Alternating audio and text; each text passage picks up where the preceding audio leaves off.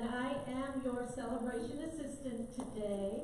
And this dashing gentleman to my left is our senior minister, Reverend Don Lansky, and this darling woman to my right is our music director, our beloved Blair Jones, and her band. And over here we have our praise singers. So without further ado, let's go ahead and sing.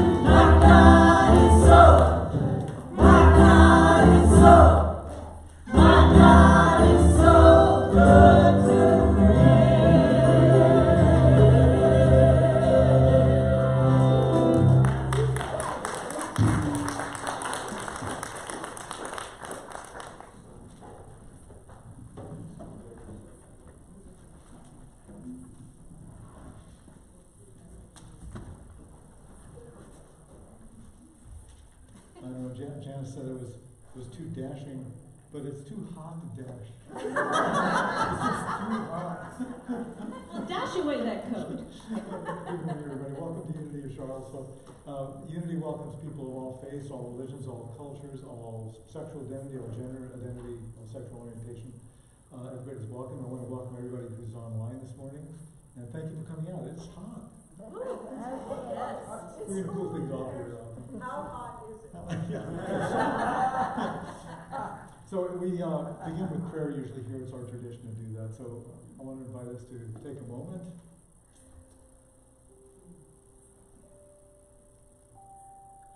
And I know we kind of joke about the heat, but I know that there are a lot of people suffering out there today. So we just want to affirm that people take the protection and the safety that they need to stay cool.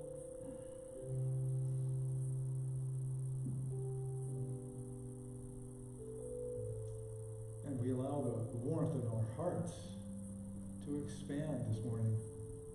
That's what we do in spiritual community. We come together to support each other. And whatever challenges you're facing this week or this morning or this day, it is the warmth of the heart that sees us through. It is love that sees us through. Love that can overcome any obstacle, any challenge. And so we remember that this morning. We remember that in this moment.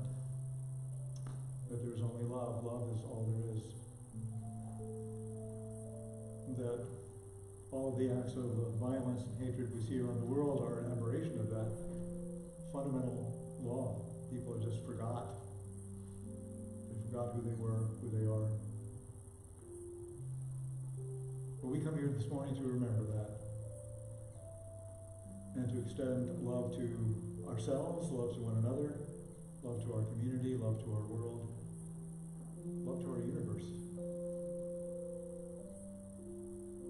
And so for all of that, we say, thank you, God. We pray in the name and after the nature of the indwelling Christ. Amen. And let's finish with our statement of faith. There is only one presence and one power in the universe and in my life. God the good. Amen. And now it's that time. It's that time to stand and greet our neighbor with a wave. Kind of hot to hug, but if you want to, go for it. You can move around. You can walk to the back. Walk all around. I'm in the right place at the right time. I am just where I'm supposed to be. I'm in the right place at the right time. I am just where I'm supposed to be. Oh, my soul is welcome here. Oh, my soul is welcome here. I am getting the message loud and clear. My soul is welcome here.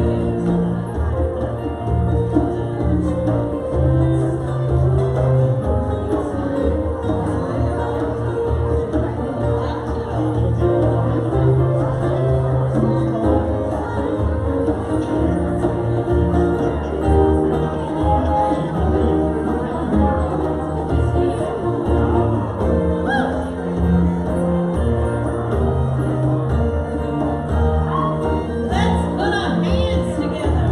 Here we go. I'm in the right place at the right time. I am just where I'm supposed to be. I'm in the right place at the right time.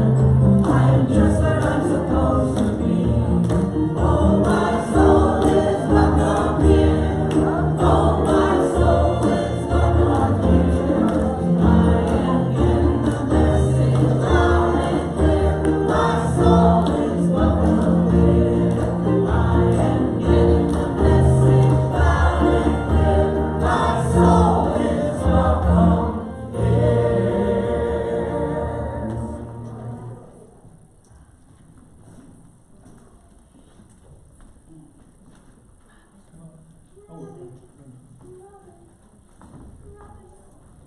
Good morning. Okay, I have something that might make you chuckle. I'm already chuckling. So I have access to files and files of youth and family ministry worksheets and papers and fun stuff from years and years ago that I've been going through. And I found a worksheet with questions. And a youth, I don't know, 10 years ago, 5 years ago, answered the question, what do you believe about God? And the answer is beautiful and fun. He's an odd force that helps you through times when you need it, but sometimes he really kicks your teeth in.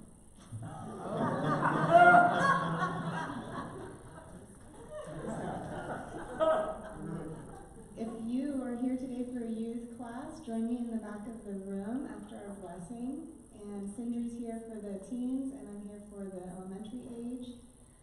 Are we ready for our blessing? Well, when you look around, you don't see a lot of children and youth here. We are trying to change that. So tomorrow, CBS is coming here, and they're going to film. We don't know what they're going to do exactly, but we're going to create a commercial, a 15-second commercial, that is aimed to attracting families and children here. So we hold us in your prayers for that, because we don't know how it's going to go, right? So.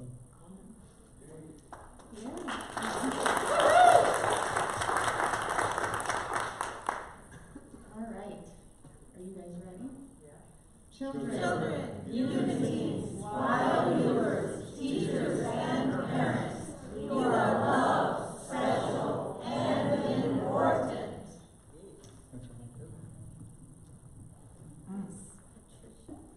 And we have Reverend Patricia Golino Lansky.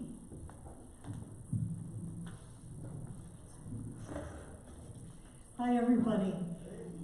Many of you know that I just published the second edition of my book. There it is on the screen, Accepting Death, Embracing Life, How Death Teaches Us to Live. And I wanted to share with you a quote from the Dalai Lama that is appropriate. If you are aware of death, it won't surprise you. You won't be anxious. You will feel like death is just like changing clothes. Therefore, at that point, you will be able to maintain your peace of mind. And truthfully, that's the whole reason why I wrote this book. Because I went through a great deal of my life being extremely afraid and in denial about death, trying to push it away. But I couldn't, because between the age of 15 to 38, I experienced 8 deaths of family members in my life. And it was about 1 every 3 years, it turned out, from my father to my mother, my little brother, my stepfather, 4 of my uncles, all from long-term illnesses.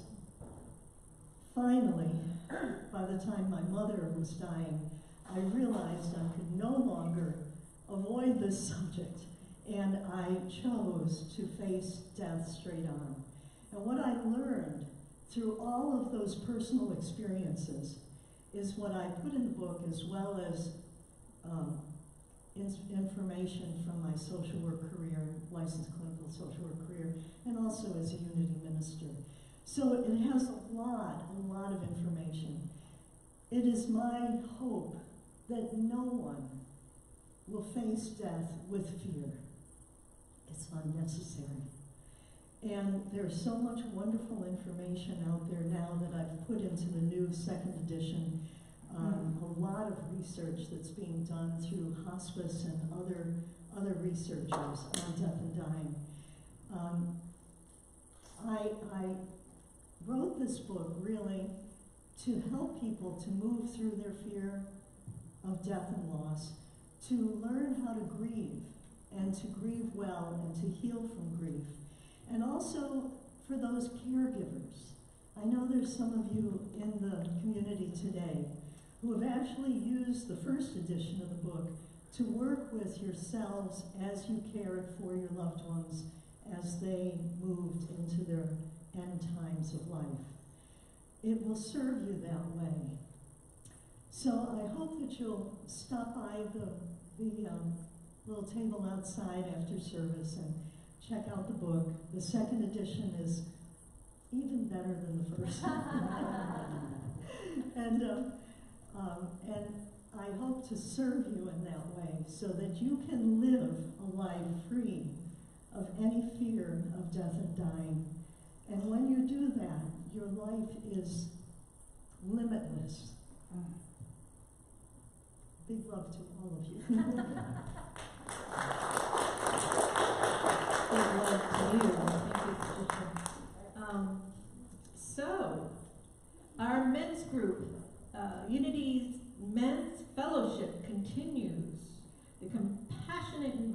resource for peace, love, kindness, male spirituality, networking, acceptance, and it's confidential.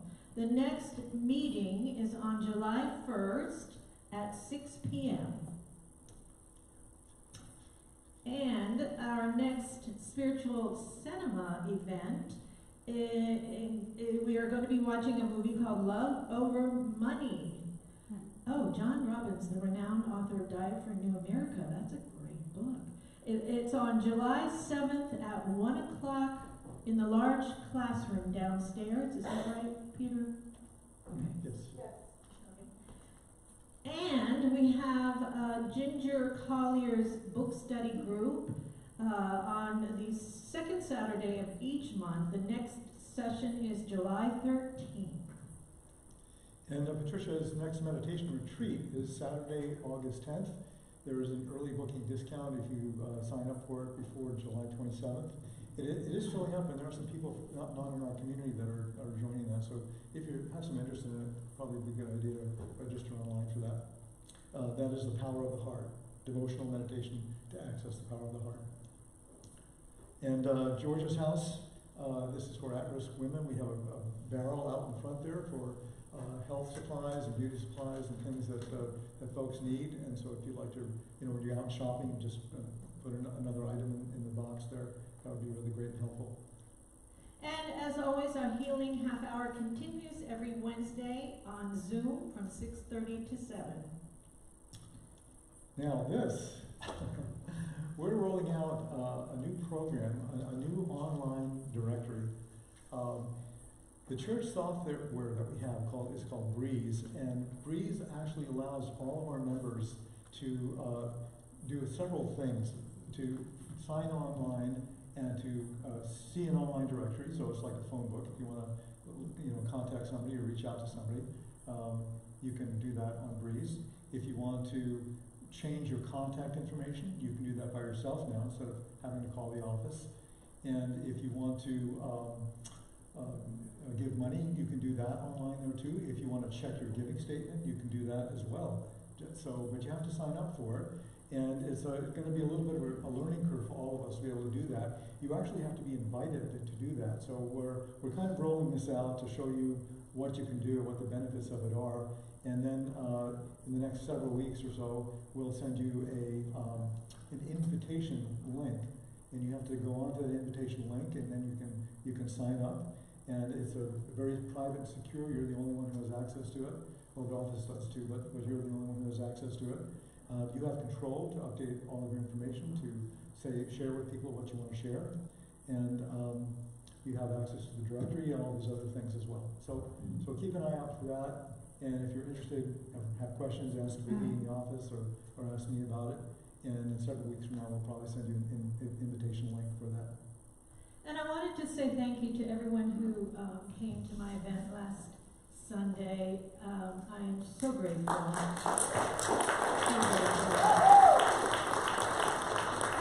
The thing that was going on with me at the end of it, I'll just share with you briefly, was that I think most of you know that the first time it was scheduled, I got COVID the day before, and it had to be rescheduled to Father's Day. Well, all I could think at the end of my sharing, I'll call it, was that thank God I didn't have a relapse of COVID, and we did it. So I forgot to thank all of my beautiful, beautiful helpers who were there, that it couldn't have happened without you. Boyan and Bob on sound and video. Tony Bouchard delivered the food in the morning from Giant with my dear beloved friend Paula. Ellen and Jenny took care of all the guest lists and additional donations. Marge, Christy, and Maria made up the fellowship team. And my beloved band, I sent them this link this morning, so some of you may be watching. Thank you, thank you, thank you. And the guest singers, Ed and Doug, thank you, everybody. Yeah, so now I feel complete. Thank you. So let's do our mission statement. Let's share our mission statement together. Unity in Charlottesville empowers everyone to express their unique divinity, making a positive difference in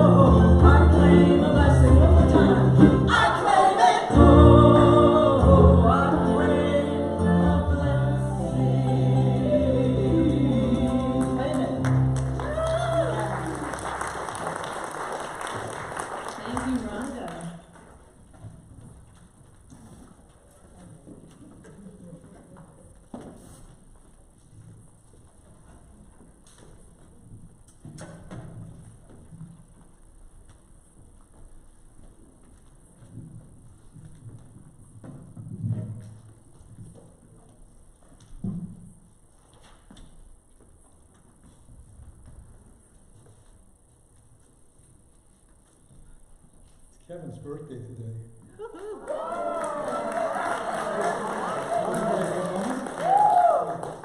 Oh, not today. I'm sorry. I celebrate today on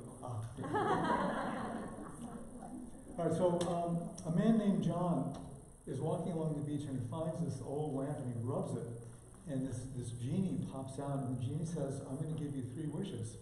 So John says, "Okay, well, my first wish, I want to be rich." So the genie says, "Okay, it's done." So the man excitedly goes and he logs onto his bank account and he sees what his balance is. He's expecting $1 billion, and he sees that his balance hasn't changed at all. It's still only $200. So impatiently, the genie says, "You've got 2 more wishes, and I haven't got all day. So what'll it be, Rich?" Be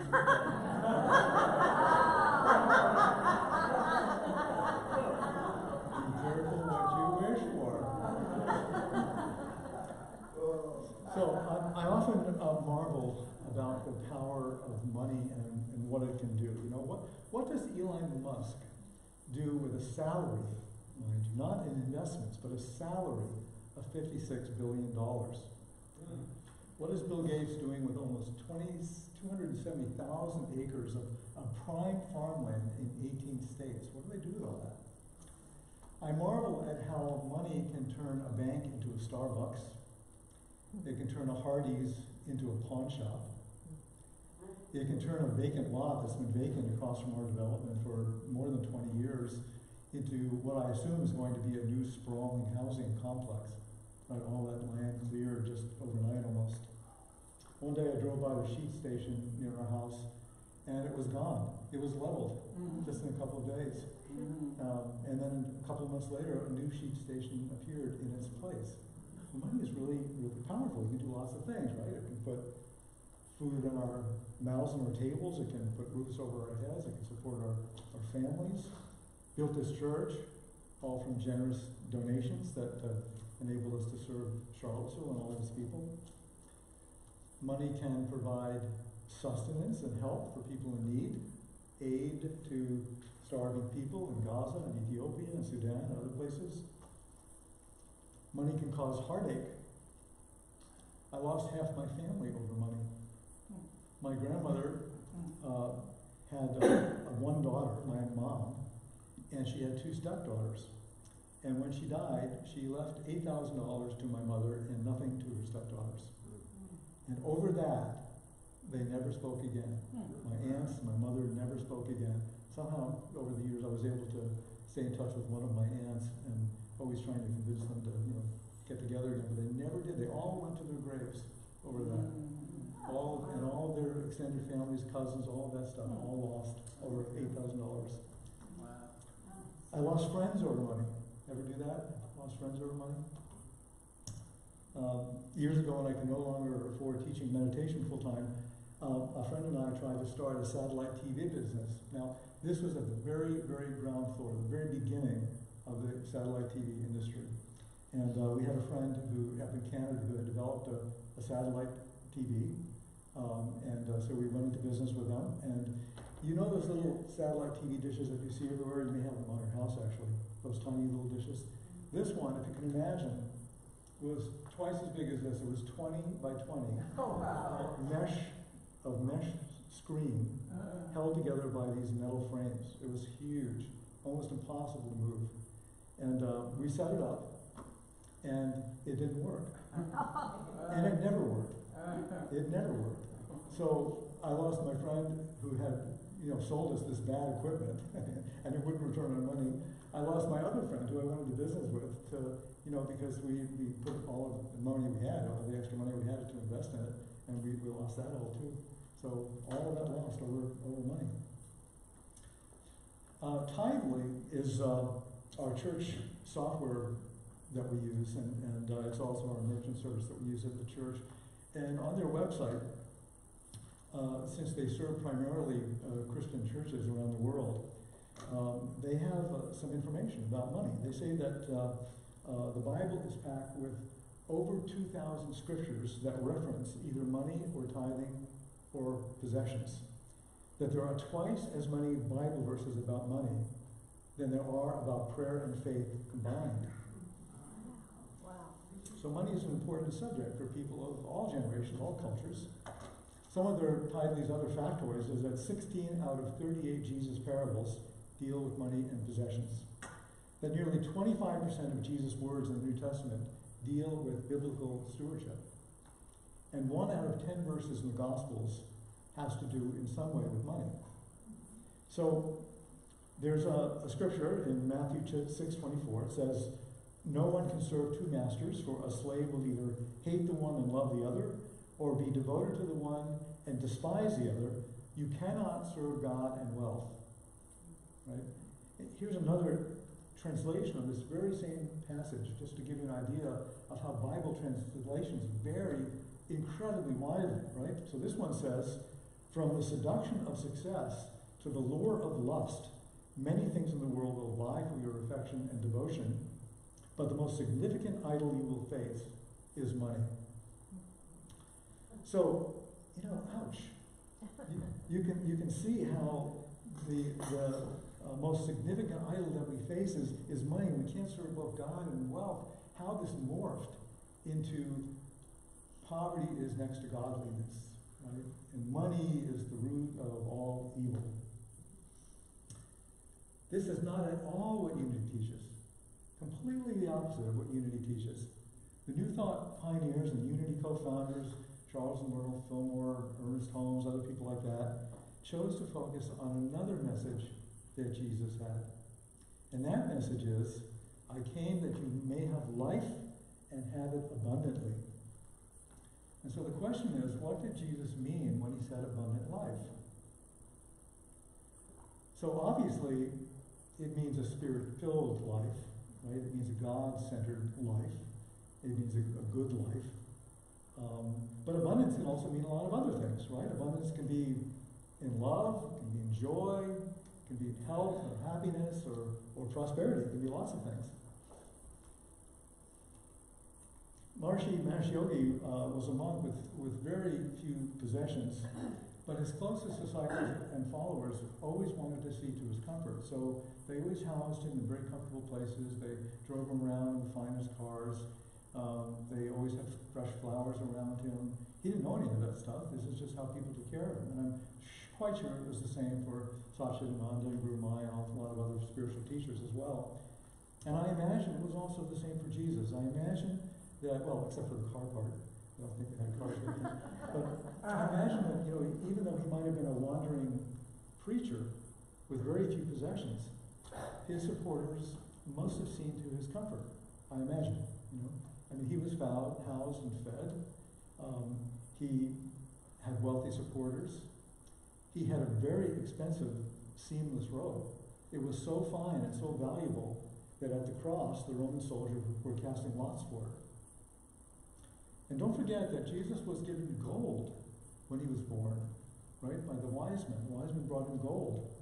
And the scriptures never tell us what Mary and Joseph did with all that gold. In fact, I've never even heard it discussed. I've never heard it even speculated about. Could it be that Jesus' family was incredibly prosperous? We don't know. But we do know that abundance can come in many, many forms. And the New Thought pioneers, the prosperity teachers, said that to experience abundance, one has to cultivate an awareness of abundance. One has to cultivate a consciousness of abundance. Because if we don't appreciate what we have, we don't appreciate the blessings in our lives, how can we appreciate or be grateful for our own abundance? It's kind of a matter of consciousness. It's like the two young fish that were swimming along when they happened upon an older fish who was swimming in the other direction. And the older fish said, "Good morning, boys, how's the water?" And one younger fish turned to the other younger fish and said, "What the heck is water?" We live in a sea of substance. This is what the New Thought teachers say. We live in a sea of invisible substance. But we forget that we can actually shape this substance through our minds, through our thoughts, through our faith, through our imagination, through our attitudes. So here's some food for thought. This is a waste management company called RTS, and some figures that they put together. The world wastes 2.5 billion tons of food every year. The US wastes more food than any other country, 60 million tons of food per year wasted. That's 40% of the entire US food supply, equating to 325 pounds of food per person in America. And food makes up 22% of all solid waste in municipal dumps.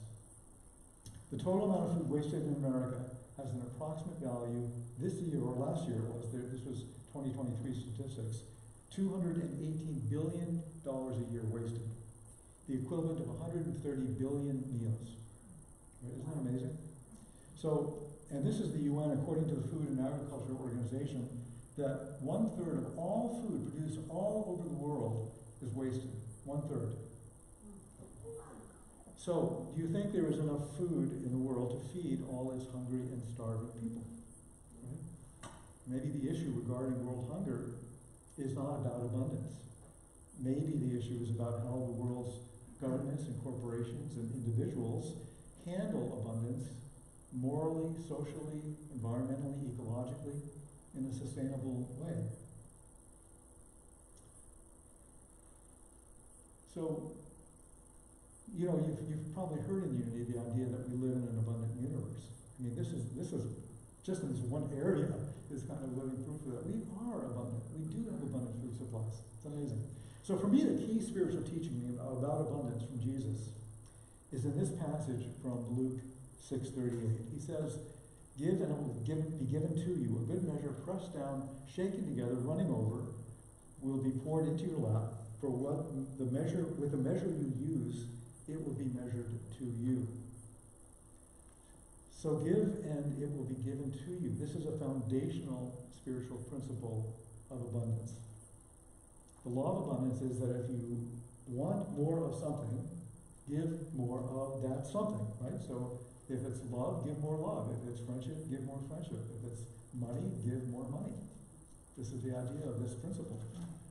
New Thought prosperity teachers teach about tithing as a principle. That means giving 10% of income to a person or place that spiritually nourishes you. And if you hear the word tithing, I'm sure you're cringing. Oh, he's going to talk about tithing now. But I think really the spiritual principle of tithing is based on this. It's based on this statement of Luke. Give and it will be given to you, pressed down, shaken together, and running over. It's not meant to be a transactional relationship. I don't think. It's not meant to be a transactional relationship. If I give something, I'll get something. And so I'll give something so that I can get something. I don't think that was really the heart of this principle. The principle is more of a universal law. It's a dynamic. It's a formula for a happy and a healthy life. That giving from a space in consciousness of gratitude and abundance creates a vibrational frequency that attracts more abundance, whether it's love or friendship or money. It's the same. And grateful people who appreciate the blessings in their life naturally want to give of their time and their talent and their money to benefit others. Naturally want to do that. And the case in point is Janice's concert last week, Janice Gilmore's concert, which was fabulous. How many people were there at the concert? Wasn't it wonderful? So Janice worked over 3 years on this event with the intention of donating the proceeds to reduce Unity's mortgage. And the concert raised $4,245.14. Wow.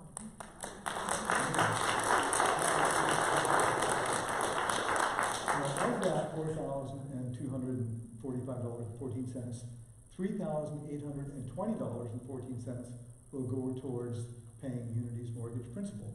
Why is there a difference in numbers? The difference is because Unity tithes 10% of all income received from any source. And we've been doing that for as long as Patricia and I have been here, maybe even longer. Janice's living memoir came from a generous space of giving. And as I said, it was over 3 years in the making. Janice wanted to share her experience, but there was a purpose to wanting to share her experience. It was to uplift and inspire others, with her stories and music. It was to help, of course, to pay the mortgage. She paid for all the musicians. She paid for all the musicians' rehearsal and performance time. She bought lunch for everybody, whether they came to the concert or not. All that abundance is something that's tangible, right? For the people who enjoyed the concert, for the people who enjoyed lunch, for all the musicians, for, of course, benefiting others, for all of us, for the reduction of our mortgage. But the abundance wasn't just in helping pay the mortgage down. Janice was able to dig into her own life experiences and to grow spiritually from those experiences. That's abundance right there. She was able to play in a creative world of other musicians, great musicians, talented musicians, to improve her own musical talent. And she was able to give back to a community that she loves and that has given so much to her. The audience was given a moving and inspiring and entertaining experience. People were generous with their donations. As you know, that Janice wanted the concert to be affordable, and so we set an admission fee of $0 to $10 million. And everyone who came was exceedingly generous, giving from what they had for a great concert and a great cause. So, you know, my point of this is, and you know, I asked Janice if I had permission to tell her story about this, but speaking of, this is a perfect example of creating and marinating in a consciousness of abundance on so many levels. You see, abundance has so many levels. And seeing how all of these avenues of abundance come together in ways that are really even unpredictable. We don't know how they're going to manifest when we're in that consciousness and in that space. But it all comes from a simple idea, right? Janice had an idea. Let's do a concert. Let's reduce the mortgage. Just from an idea. And, you know, I was thinking a lot about abundance this week. I always think a lot about the talks that I do, obviously. So I was thinking about abundance and, you know, the abundance of our church and the, you know, abundance of my own personal life. And this week, our church received $20,000 from an anonymous donor. Wow. $20,000.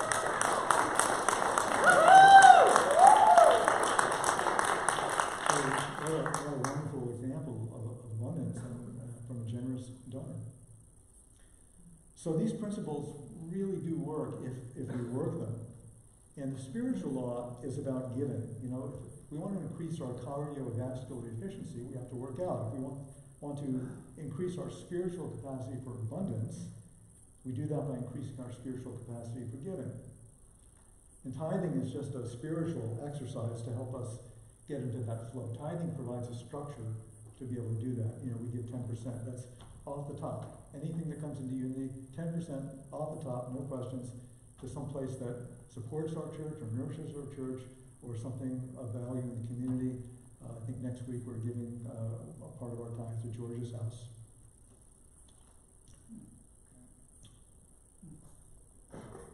But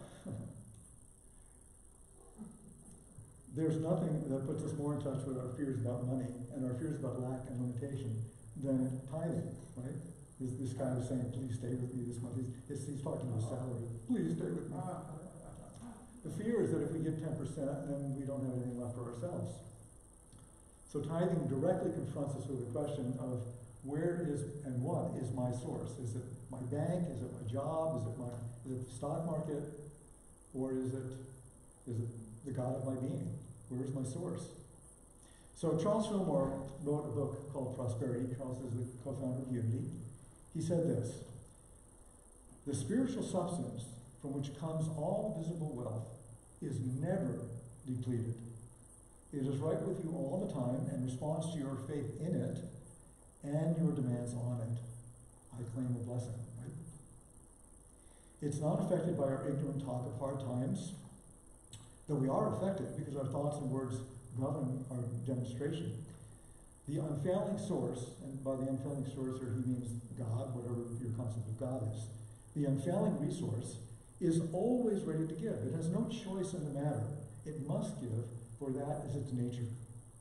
Pour your living words of faith into the omnipresent substance, and you will be prospered, though all the banks in the world close their doors. Turn the energy of your thinking towards plenty ideas, and you will have plenty, regardless of what men about you are saying or doing. So this is a formula for abundance that he's giving here, a formula. Pour your living words of faith into the omnipresent substance. Turn the great energy of your thinking towards plenty ideas. And so the key to abundance has to do with ideas and faith that we shape and we mold into substance by the power of the mind. And we get to choose every moment where to direct our energy and what choices to make to do that. So the law of circulation says that if you would be abundant, if you would be happy and prosperous, that you must be part of the continuous flow of circulation. And tithing of time and talent and money is one way to do that. But the key is to give joyfully and cheerfully with an attitude and gratitude and appreciation. And so traditionally, tithing means 10%. And if that inspires you, go for it. But any amount that stretches you, that makes you examine your thoughts and your beliefs about lack and limitation, about money, that's the percentage you could begin with, right? 3%, 5%, 8%, 20%. It's yours just to take into prayer about that.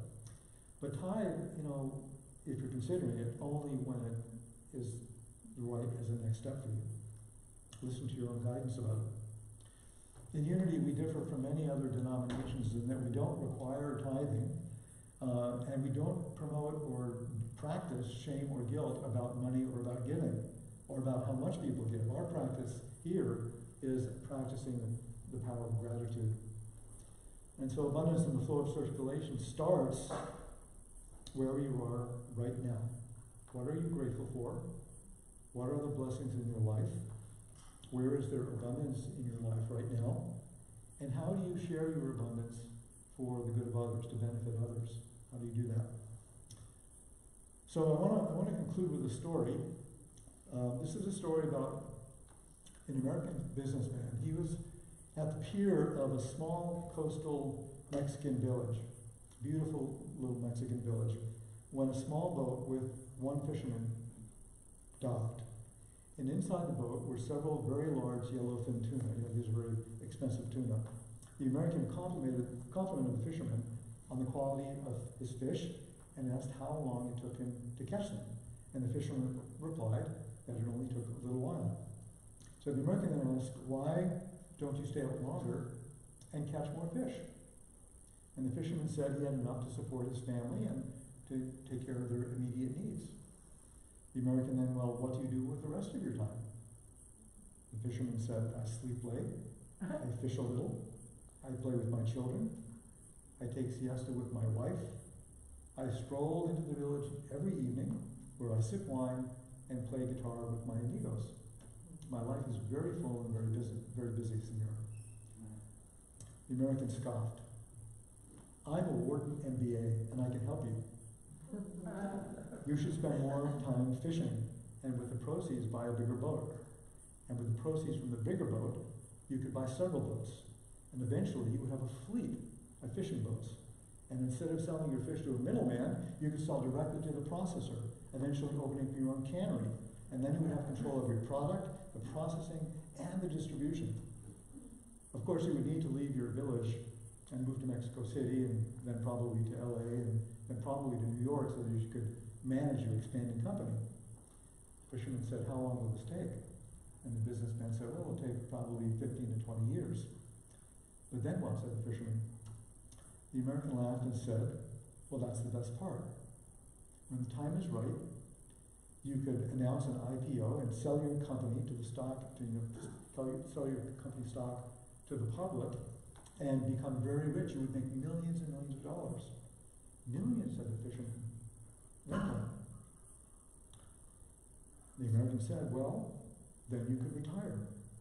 And you could move to a small coastal fishing village. You could sleep late, you could fish a little, you could play with your kids, you could take siesta with your wife, and in the evenings you could stroll to the village and sip wine and play guitar with your friends. So the question, was the fisherman abundant? Did he have an abundant to begin with? Let's prepare for meditation.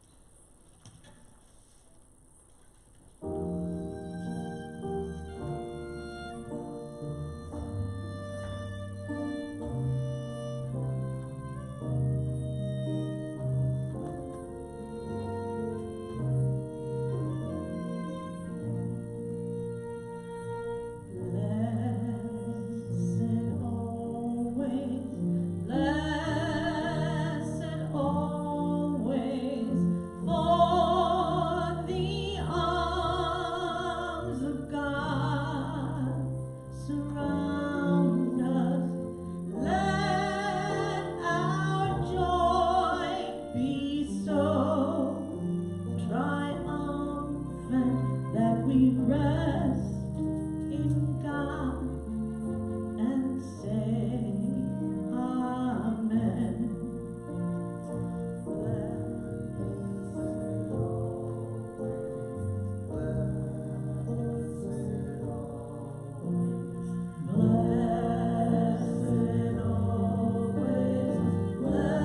Blessed always, Lord, the arms of God surround us.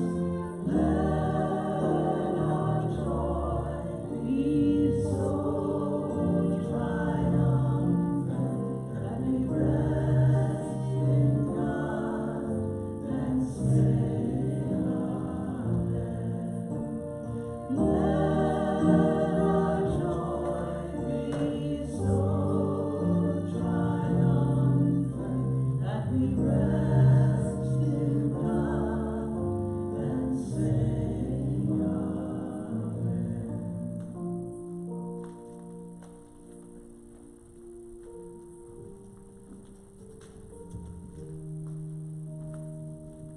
We live in a sea of invisible substance, and we shape that substance with our thoughts, with our prayers, with our faith, with our imagination. So I want to invite us this morning to do a traditional old unity prayer of affirmation, claiming blessing. I invite you to take in these words as if they're your own. I am God's offspring, and I therefore release thoughts and feelings of lack and limitation.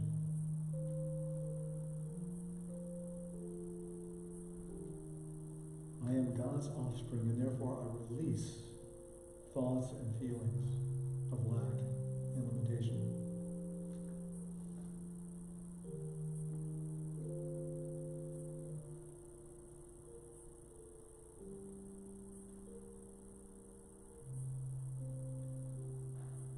I have faith in the substance of God, the God of my being, working in and through me to increase and bring abundance into my world.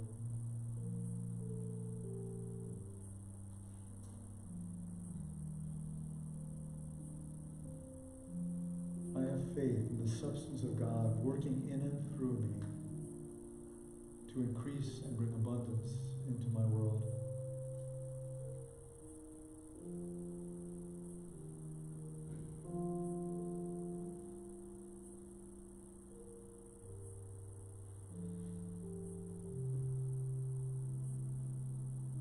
My old ideas of lack and limitation have no power over me.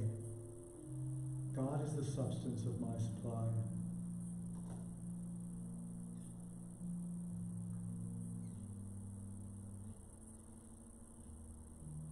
My old ideas of lack and limitation have no power over me.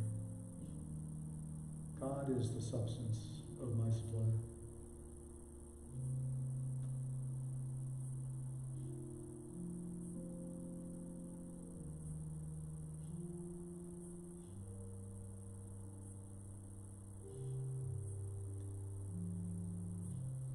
Infinite wisdom guides me.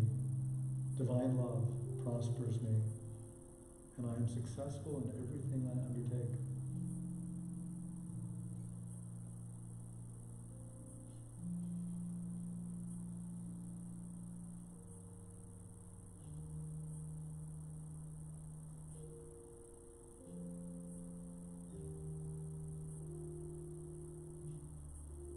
I release any anxiety I have over my finances. God is my all-sufficiency in all things.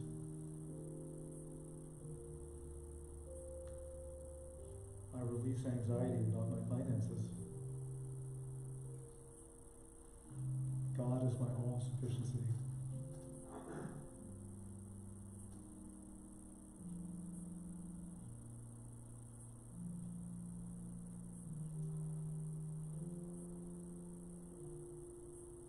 Let's take all of these affirmations into our awareness and into the silence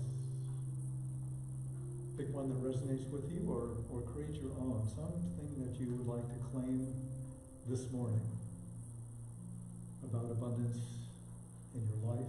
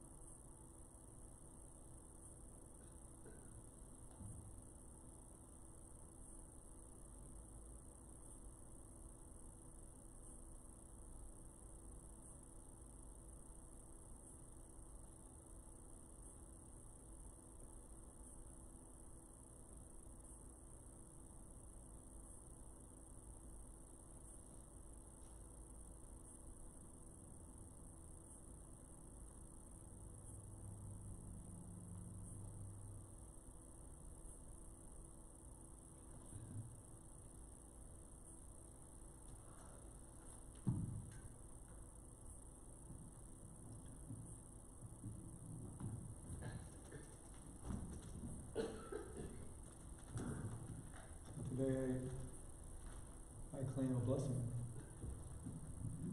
It may be a blessing that I haven't thought about, or a blessing that maybe I haven't recognized or given full awareness to. Or maybe it's something that I just wish to see, something that I wish to see in my life. I claim that now. I claim a blessing in advance. Mother, Father God, I thank you for unlimited increase in my prosperity and abundance. And I know that that starts with being grateful and being aware of all of the blessings in my life. Amen.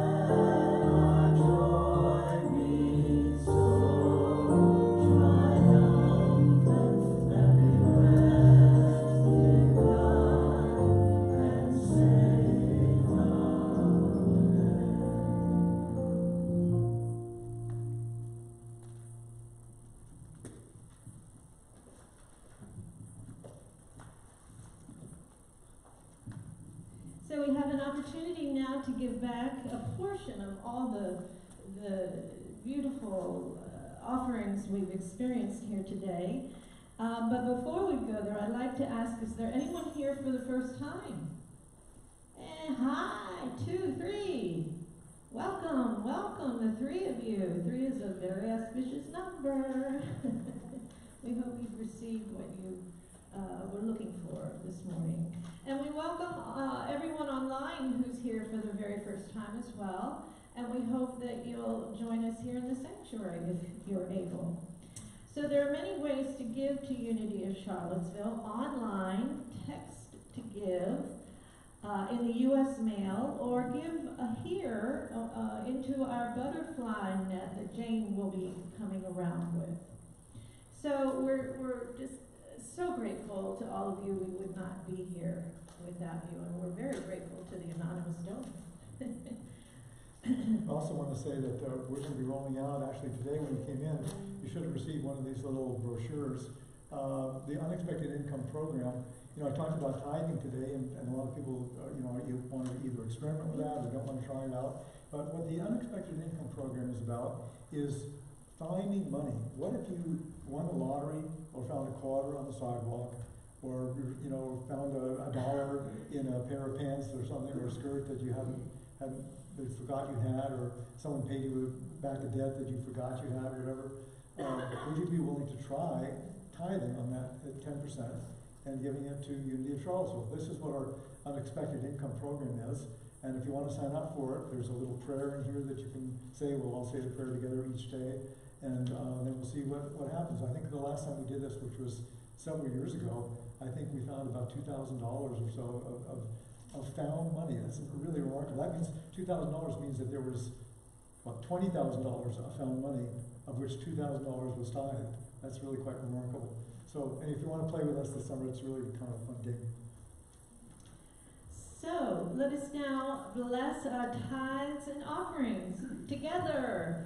Divine love, as me, blesses and multiplies all that I have, all that I give, and all that I receive. And can I just say, Janice, I spoke about you during the message, but thank you.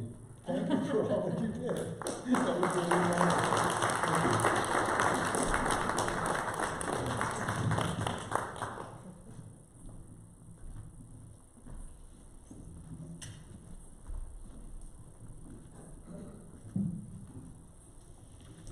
sing along with us on this one. It's one we haven't done very often, but I know you're just such quick studies. You'll jump right in there.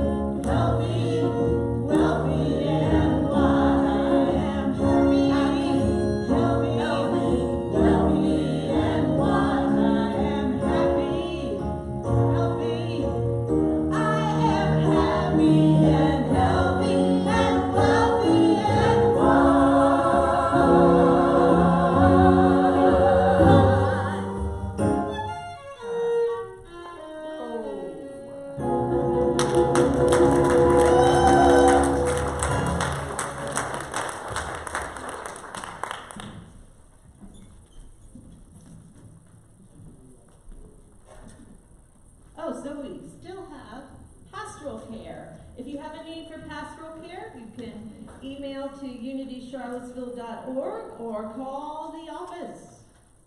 And next week, go forth.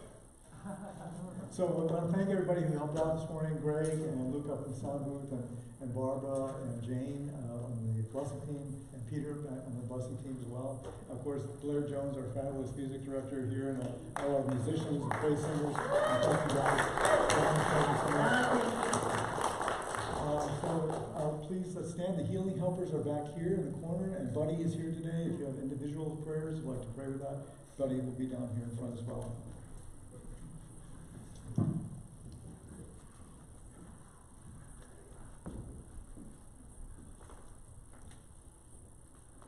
Together. The light of God God surrounds us. The love of God enfolds us. The power of God protects us. The presence of God watches over us. Wherever we are, God is. And wherever God is, all is well. And there's hospitality, and Patricia will have her book signing right outside.